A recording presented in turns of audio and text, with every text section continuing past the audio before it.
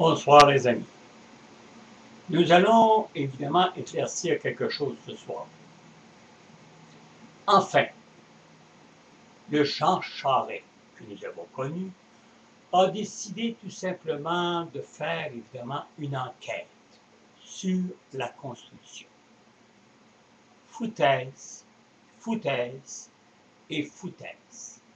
Écoutez, pour trouver des commissaires bien équitables, bien, comprenez-vous, comme justifiés, qui ne faut pas balancer la balance d'un bord ou de l'autre. Ça peut prendre jusqu'à 1 an avant de trouver les commissaires. Pas avant, en tout cas, au printemps prochain. Pas avant, je vous le dis.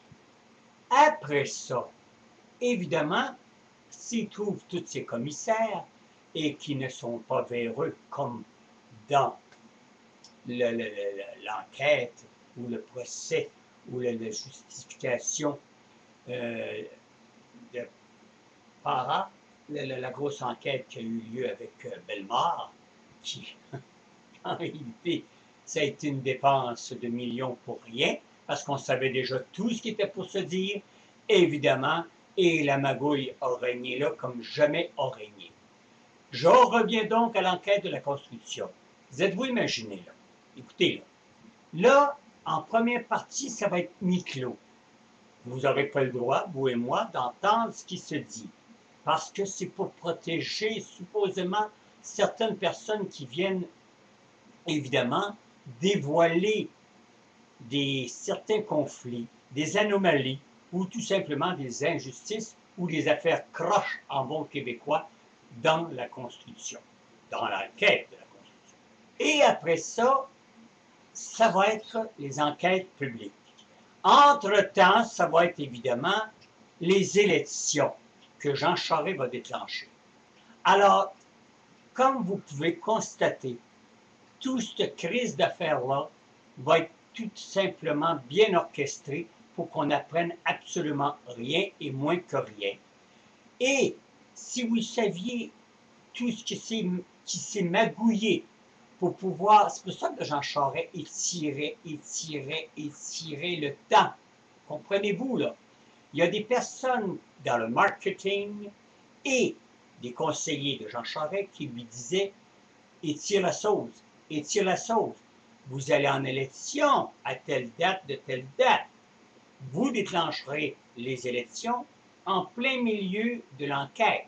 Donc, s'il vous plaît, n'allez pas dire que vous allez faire une enquête. Ça fait 1 an et demi qu'on attend cette enquête de Constitution. » Alors lui, c'était son jeu d'étirer la sauce jusqu'à temps que la magouille, comme je vous parle, de la fausse enquête sur la Constitution, c'est toute de la merde, toute de la foutaise, c'est tout du magouillage. Alors, quand ça va être le temps de nous, les citoyens, d'apprendre des choses crues, des choses honnêtes, ben, on va aller en élection.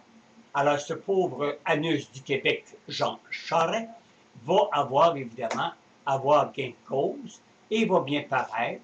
Et évidemment, le monde du Québec insignifiant et surtout pas de mémoire vont tout simplement oublier ça et vont probablement l'élire une autre fois. Si ce n'est pas de la magouille, si ce n'est pas de l'escroquerie, si ce n'est pas du vol direct, si ce n'est pas de la manigance, bien. Et si on condamne Lacroix à 72 millions pour supposément avoir fait des choses pas correctes, on l'a mis en prison, il est en réhabilitation, il va sortir bientôt. Ben, je pense qu'il y en aurait une maudite gang dans l'entourage de Jean Charest. Je ne veux pas dire que c'est lui qui est entièrement responsable de tout ça, mais c'est lui qui est responsable d'y avoir mis la commission d'enquête de la Constitution, mais de l'avoir retardé, justement, pour magouiller encore mieux. Tabarnak, que plus que c'est pareil et plus que ça change. Et nous, les crétins, ben on va croire tout ça, puis on va encore aller les lire, ce type Charest-là. C'est écœurant comment est-ce qu'on peut être imbécile au Québec.